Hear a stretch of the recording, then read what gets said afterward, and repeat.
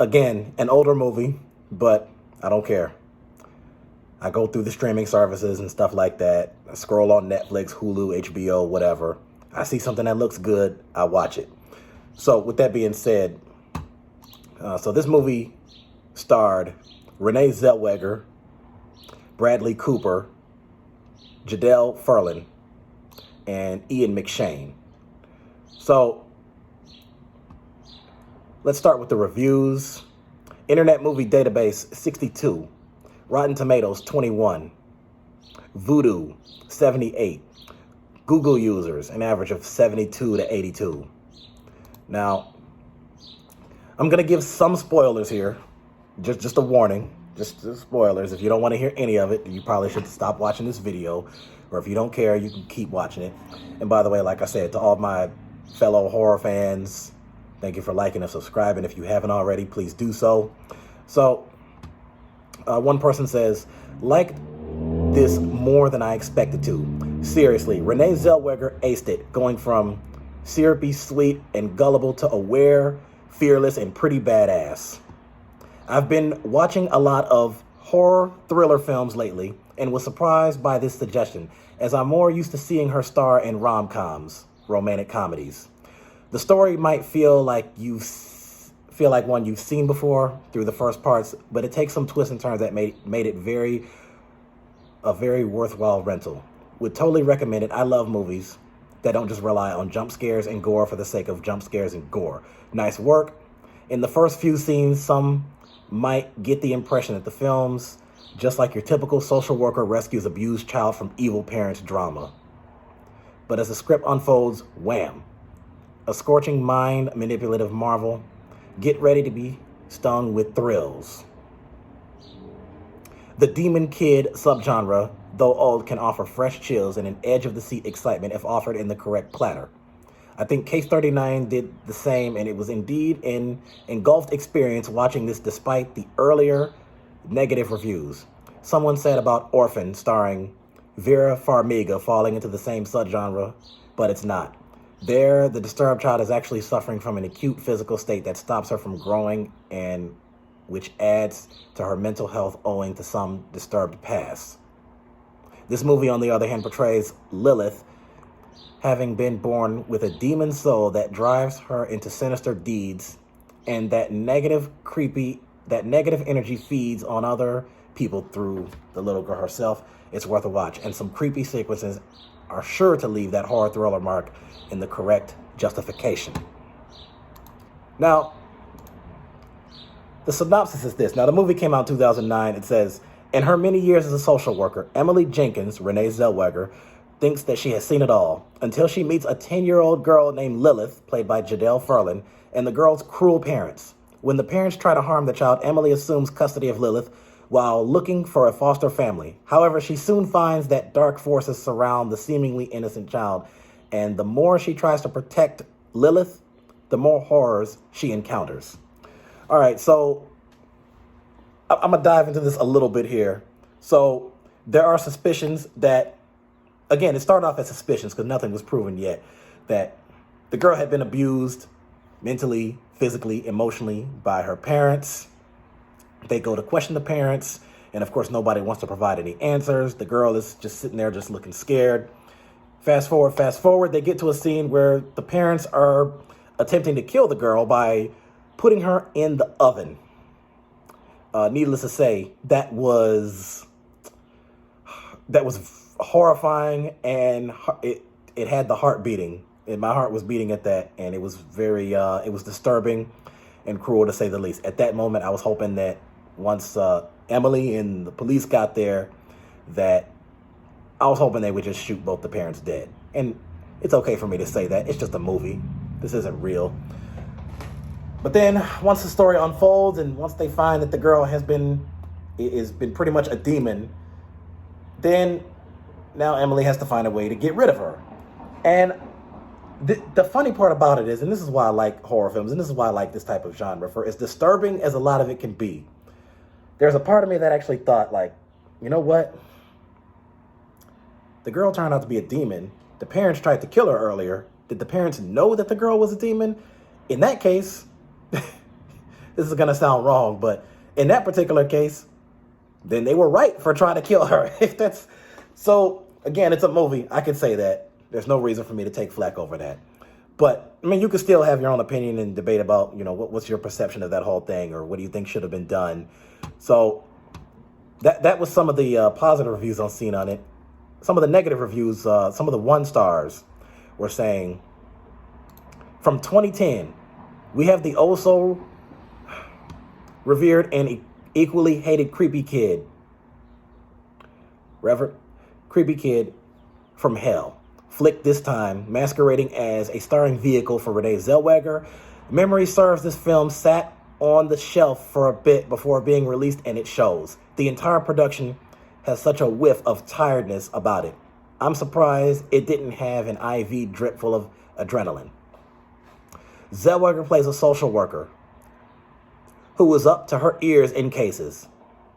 But when the latest, number 39, pulls desperately on her heartstrings, the parents have stuffed their child in an oven to kill her, and taking a look at the Muppets baby rules, how can she not say yes? Part of that I didn't really get. I don't know if that was worded right, but I'm getting the gist of it. Of course, as is standard for these kind of films, from The Bad Seed to The Omen, the child is actually a conduit for evil, a dream demon in this case, who inspires the greatest fears in those who come in contact with her, where they off themselves or get off in especially lurid ways. This Holcomb marches to its inevitable conclusion with nary a doubt of closure in its head.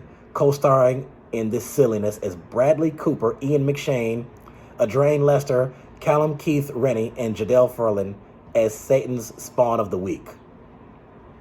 All right, let's get that out of here. It started out as a normal movie, and exactly 52 minutes into it, it turned into a horror movie.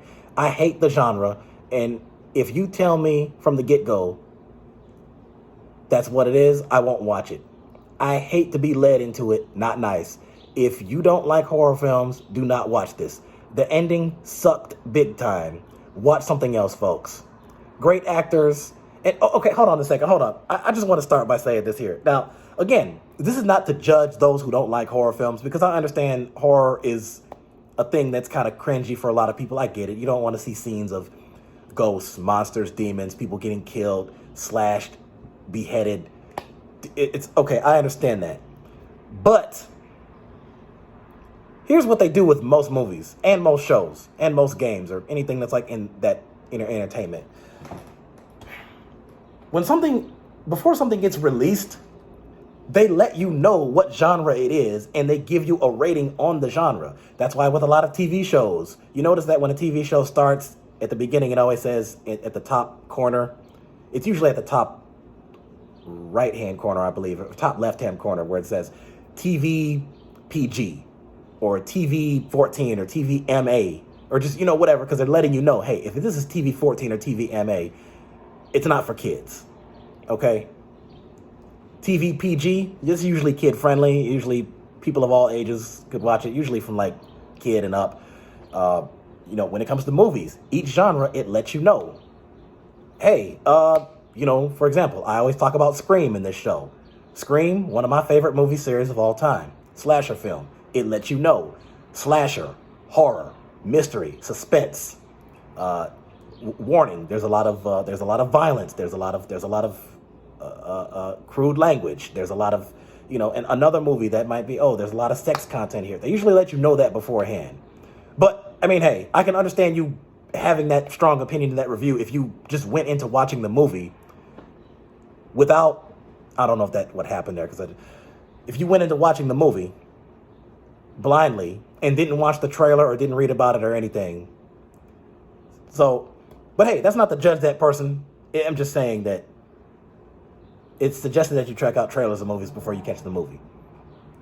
If you see a trailer for a comedy movie, hey, is this comedy movie kid-friendly? Is this for all ages? Can the whole family watch this? Well, some comedy movies are like that. Generally, that would be like, animated comedy movies, Disney stuff, DreamWorks, Pixar. I mean, you talk about Shrek, you talk about The Incredibles or Madagascar, Shark Tale, Ice Age, movies like that. That's for everybody.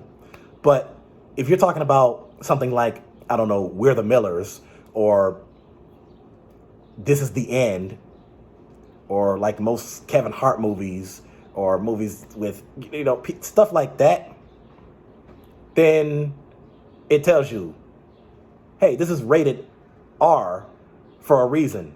The language, the sex content, or even if there's not like physical sex content, but there might be a lot of crude sex jokes or violence.